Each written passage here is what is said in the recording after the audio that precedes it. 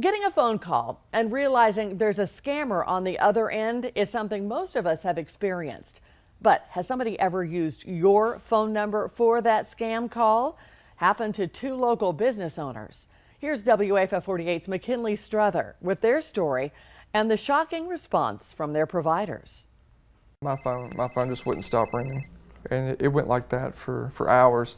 And it was just kind of funny at first, but then it wouldn't stop. Your phone rings, you don't recognize the number. Sometimes you answer it, but sometimes you don't. But for the ones that did within the last couple of weeks, they were met with harassment on the other end of the call. I'm sorry, like I feel bad that my number's harassing people, but it's not me. Last week, this number was calling one of our anchors nonstop. She posted about how they would call offering extended warranties and loans, which turned out to be a scam.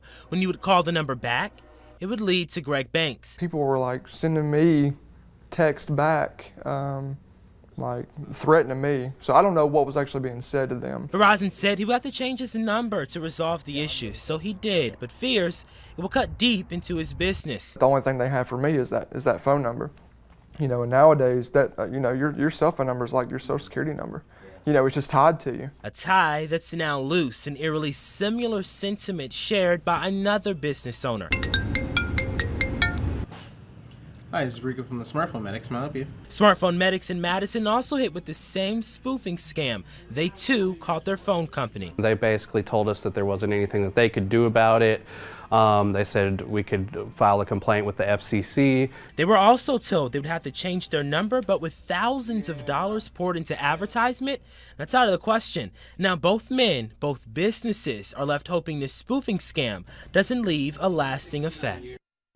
We shared this story with you tonight because we get so many calls about similar phone scams. But what was unique about this case is that both business owners seemed that the phone companies had no solution besides changing their numbers, which from their account is a tough financial decision to make, unlike most everyday people like yourself or I.